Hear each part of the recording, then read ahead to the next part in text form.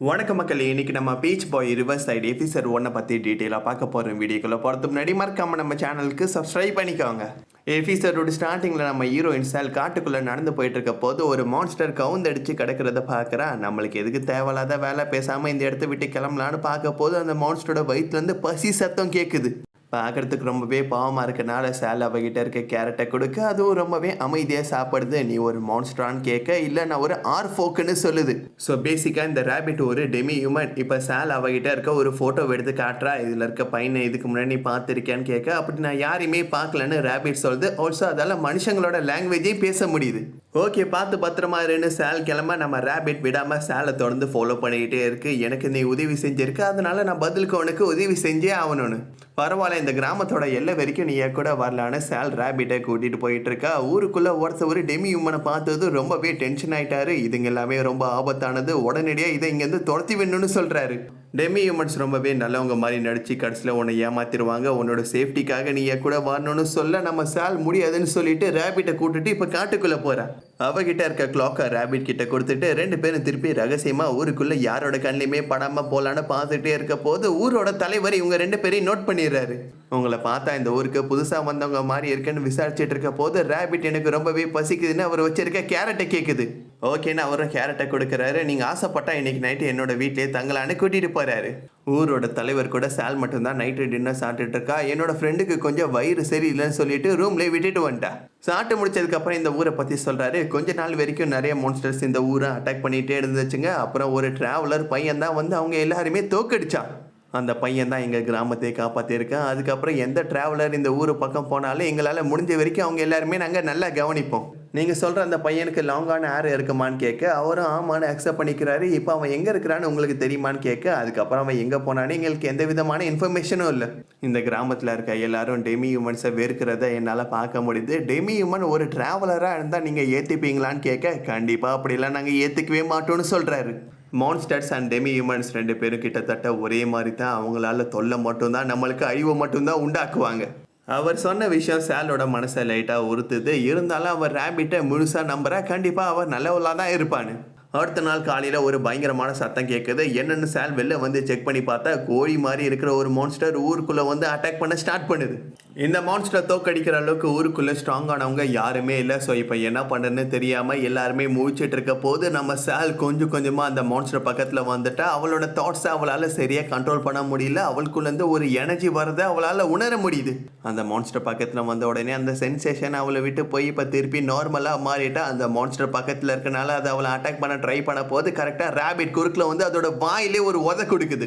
வாங்க நடியில் மூளெல்லாம் கலங்கி மங்குன்னு கிடக்குது. இப்போ லைட்டாக தலையை தூக்க ட்ரை பண்ண ஃபேல் அதோட தலையில் மிதித்து அதோட கதையை காலி பண்ணிட்டா. ரேபிட் இப்போ ஊரையே காப்பாற்றிட்டாங்க. இருந்தாலும் ஊர் மக்கள் எல்லாருமே ஒரு டெமி ஹியூமன் இந்த ஊருக்குள்ளே இருக்கக்கூடாதுன்னு உடனடியாக ரேபிட்டை ஊரை விட்டு வெளில போக சொல்கிறாங்க. ஊரோட தலைவர் கூட ப்ளீஸ் இந்த ரேபிட்டை இங்கேருந்து கூட்டிகிட்டு போயின்னு சொல்கிறாரு. டெமி ஹியூமனாக இருக்கிற ஒரே காரணத்தினால ரேபிட் இந்த ஊரை காப்பாற்றினா கூட எல்லாருக்கும் பயம் இன்னும் போகாமல் தான் இருக்குது. இப்போ ரேபிட் ஊரோட தலைவருக்கு பக்கத்தில் வந்து நீங்கள் கொடுத்த கேரட் ரொம்பவே டேஸ்ட்டாக இருந்துச்சுன்னு தேங்க்ஸ் சொல்லிவிட்டு அந்த இடத்த விட்டு கிளம்புறாங்க. உடனடியாக நம்ம அவங்கள ஃபாலோ பண்ணிட்டு போய் சும்மா விடக்கூடாதுன்னு ஊரில் இருக்க மக்கள் எல்லாருமே சொல்கிறாங்க. ஆனால் தலைவர் இன்னும் ஒரு ஷாக்கில் இருக்காரு. அந்த டெமி ஹியூமன் எனக்கு தேங்க்ஸ் சொல்லிட்டு போயிருக்குன்னு. நெக்ஸ்ட் சில சோல்ஜர்ஸ் அந்த இடத்துக்கு வந்து நம்ம ரேபிட் அண்ட் சால் ரெண்டு பேரையும் அரெஸ்ட் பண்ணிட்டு போகிறாங்க. உங்ககிட்ட சில முக்கியமான விஷயத்தை பற்றி நான் இன்வெஸ்டிகேட் பண்ணணும்னு. நெக்ஸ்ட் கமாண்டரான கிராட்டர் இவங்க ரெண்டு பேரையும் ரிலீஸ் பண்ணி அவங்ககிட்ட பேசிகிட்டு இருக்காரு. நீங்கள் நினைக்கிற அளவுக்கு நான் ஒன்றும் மோசமான ஆள் கிடையாது. சொல்லப்போனால் நீங்கள் அந்த மான்ஸ்டர் தோக்கடிச்சு இந்த கிராமத்தை காப்பாற்றின விஷயத்த நான் பார்த்தேன். அதை பற்றி பேசுகிறதுக்காக தான் நான் உங்களை கூட்டிகிட்டு வந்திருக்கேன். டெமி ஹியூமன்ஸ்னாலே மக்களுக்கு மத்தியில் ஒரு கெட்ட அபிப்பிராயம் இருக்குது. இன்றைக்கி வரைக்கும் நான் கூட அவங்கள பற்றி தான் தப்பாக நினச்சேன். ஆனால் ரேபிட் அந்த ஊரில் இருக்க மக்களை காப்பாற்றினதுக்கப்புறம் அந்த எண்ணத்தை நான் மாற்றிக்கிட்டேன். அது மட்டும் இல்லாமல் சாப்பாடு கொடுத்ததுக்காக இது நன்றி கூட சொல்லிச்சு. ஓகே, நீங்கள் ரெண்டு பேரும் இப்போ இந்த இடத்த விட்டு கிளம்பலான்னு சொல்ல, பரவாயில்லையே நம்மளை நிஜமாகவே ரிலீஸ் பண்ணுறான், கண்டிப்பாக இவன் நல்லவனாக தான் இருக்கணும்னு அவங்களே நினைக்க போது அவங்களோட வயிற்றுலேருந்து இப்போ லைட்டாக சத்தம் கேட்குது. பசிக்கான பில்லை இவனோட தலையில் கட்டலான்னு அவங்க பிளான் பண்ணிட்டாங்க. நாங்கள் மாட்டு 7 என்ன காட்டுக்குள்ளே நடந்து போயிட்டு இருந்தோம். டக்குன்னு இன்வெஸ்டிகேஷனை எங்களை அரெஸ்ட் பண்ணி எங்களை கூட்டு வந்து கொடுமைப்படுத்தி சாப்பாடு கூட போடாமல் வதைக்கிறியான்னு சொல்ல வேறு வழி இல்லாமல் ஓகே வாங்க சாப்பாடு வாங்கி தரேன்னா அவனும் இப்போ சம்மதிக்கிறான்.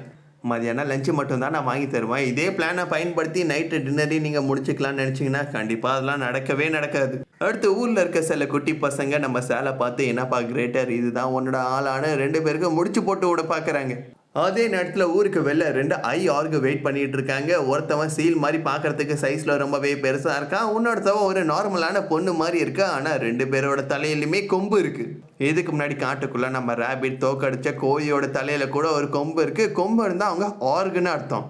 2 பேரும் இந்த ஊரை அட்டாக் பண்ணுறதுக்காக தான் வந்திருக்காங்க. மிக்கி இப்போ அவ கண்ணோட சக்தியை பயன்படுத்துறா.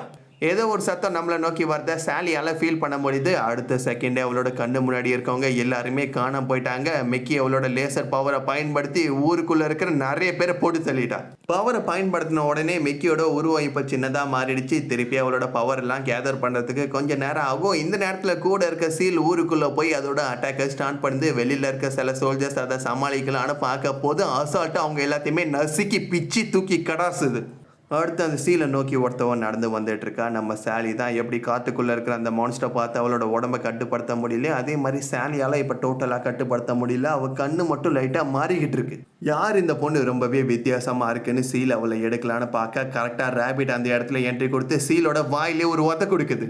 ஆனால் சுத்தமாக சீலுக்கு எந்த விதமான டேமேஜுமே ஏற்படலை. ஃபர்ஸ்ட்டு காட்டுக்குள்ளே இருக்க மான்ஸ்டர் அசால்ட்டாக 2 அடியிலே காலி பண்ணிட்டா. பட் அதே அளவுக்கு தான் இப்பயும் பவர் யூஸ் பண்ணியிருக்கா. பட் இது ரொம்பவே ஸ்ட்ராங்காக இருக்குது.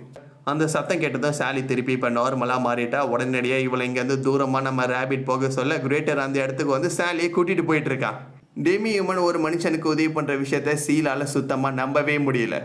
எதுக்காக அந்த பொண்ணை நீ காப்பாற்ற முயற்சி பண்ணுறேன்னு கேட்க, கேரட் கடன், நான் பசியில் இருக்க போது அவள் கேரட் கொடுத்தா, அந்த கேரட்காக நான் இப்போ அவளை காப்பாற்றுறேன். பரவாயில்ல, கேட்குறதுக்கு ரொம்பவே நல்லா தான் இருக்குன்னு 2 பேரும் பேட்டில் ஸ்டார்ட் பண்ணுறாங்க. ரேபிட் அவகிட்ட இருக்க வெப்பனை பயன்படுத்தி சீலோட தலையில் அட்டாக் பண்ணிகிட்டு இருக்கா. பட் எவ்வளோ தான் அட்டாக் பண்ணாலும் ஒன்றும் வேலைக்கே ஆகலை. இப்போ பதிலுக்கு சீலும் அட்டாக் பண்ண ஸ்டார்ட் பண்ணுறான். ஃபர்ஸ்ட்டு ஒரு பஞ்சு கொடுக்க போது அவள் மிடாலில் ஜம்ப் பண்ணி எஸ்கேப் ஆகிட்டா. ஆனால் ஏரில் இருக்க போது அசால்ட்டாக அவளை பிடிச்சிட்டான்.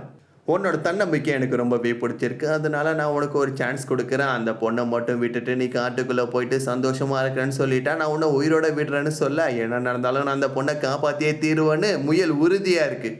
பரவாயில்ல, ஒரு ஆபத்தை ஃபேஸ் பண்ண போது கூட உன்னோட எண்ணத்தை நீ மாற்றிக்காமல் இருக்கிற விஷயம் எனக்கு ரொம்பவே பிடிச்சிருக்குன்னு ரேபிட்டை மேலே தூக்கி போட்டு ஒரு பஞ்சு கொடுத்து அவளோட கதையை முடிக்கலான்னு பார்க்க போது கரெக்டாக சாலி அந்த இடத்துக்கு வந்துட்டா. விடாமல் கஷ்டப்பட்டு போராடுன்னு சொல்ல உடனே ரேபிட்டும் கஷ்டப்பட்டு ஒரு உதை கொடுத்து அந்த அட்டாக்கை சமாளிக்குது. ஆனால் நம்ம ரேபிட்டுக்கு தான் பலத்த அடி ஏற்படுது. சாலி ப்ளீஸ் இந்த இடத்த விட்டு ஓடி போயிடுன்னு சொல்ல சாலி எப்படியாவது ரேபிட்டை காப்பாற்றும்னு நினைக்கிறா. திருப்பி அவருக்குள்ளே இருக்கிற பவர் இப்போ வெளிப்படுது.